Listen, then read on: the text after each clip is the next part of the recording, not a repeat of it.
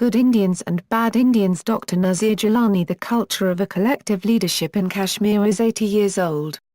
It does appear to be either at best an encouraging sign of a democratic debate for better results, or at worst is a characteristic embedded in our nature to mistrust each other. The first model of a collective leadership in Kashmir dates back to June 21, 1931, and the present model dates back to July 31, 1993. The latter model had the working history of first model at its disposal and could have made the experiment a success. One does, however, note a fundamental difference between the two collective leaderships. The first one introduced itself at a public meeting at Kanka-i-Molla in June 1931, while as the second one failed to refer itself to the general public in July 1993. It is unfortunate to note that the present collective model ever since its beginning has been waylaid and is wandering in a political wilderness. It has lost its course and does not have any control on its political compass. It has been lucky to have had a very confident liftoff, but very unlucky to keep itself, its people together, bound in a trust. Our leaders, even at this point having lost a generation and witnessing the loss of honor and dignity, don't have a homegrown agenda to execute.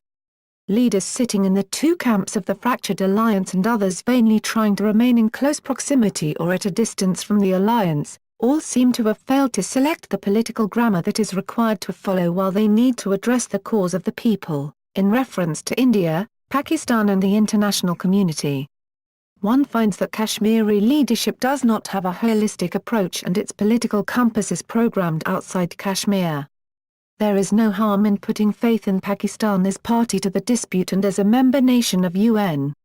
But there is a problem with the manner in which our leaders have used their political wisdom in this regard. Kashmiri leaders either don't have the fuller understanding or lack in character to free themselves from the control of Pakistani establishment and ensure that the people of Pakistan are convinced about the just cause of the people of Kashmir. The people of Pakistan in turn could force their government to discharge its obligations as a party to the dispute and as a member nation of UN. As a party to the dispute, Pakistan has a political feud with India, and the people of Kashmir have no role in the intensity of their common sovereign interests in Kashmir. The people of Kashmir need to join the people of Pakistan and is a forced demand that the government of Pakistan has to position itself as a member nation of UN to support the right of self-determination for the people of Kashmir. This understanding of the jurisprudence may annoy elements in the establishment, but it does not make any Kashmiri leader anti-Pakistan. At this point it seems that Kashmiri leaders have either for lack of a reliable understanding of their case or for some other reasons taken a position that makes them look like playing a second fiddle in the bilateral dispute between India and Pakistan. Their role from July 1993 has brought no credit to the cause of Kashmir, and as a general impression they are regarded as an extension of the interests of the Pakistani establishment. There is a general grievance of the common Pakistani against the deep state culture administered secretly by the establishment and the role played by the Kashmiri leadership under direct or indirect guidance of the establishment does not go well in favor of rights movement in Pakistan and at the international level. The over and unnecessary dependence of Kashmiri leadership on the establishment has anesthetized it and has immobilized the strengths of its collective strengths. It has gone bankrupt in its trust and at the same time is barren in its political phrase. One sees that our leaders don't have a substantive agenda of their own and they are left to react to an event or with an unfortunate tendency to exploit a situation against the other. Since they have given up on their constitutional discipline, they don't have any political direction. A running away from their constitution and a temporary disconnect with the establishment has made them jittery ostriches. There are no good Indians and bad Indians when they set their foot on the soil in Srinagar. They are citizens of the Republic of India, or in some cases represent the government of India as the citizens of the Republic of India. India is a party to the Kashmir dispute and, like Pakistan, India is also a member nation of the UN. Therefore, it is a political immaturity to accredit one group of Indians as good and another group of Indians as bad, as has happened in the case of Kashmir Committee led by eminent lawyer and Bharatiya Janata Party, BJP, leader Ram Jethmalani and the team of interlocutors led by eminent journalist Dilip Padgaonkar. Kashmiri leaders should position themselves in the interests of their case, and at this point there is no clarity in regard to the unresolved question of self-determination.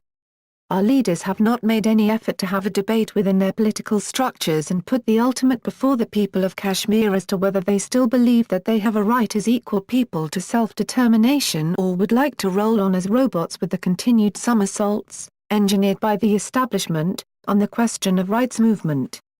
In either case, Kashmiri leaders should not let go the favor of any constituency in India.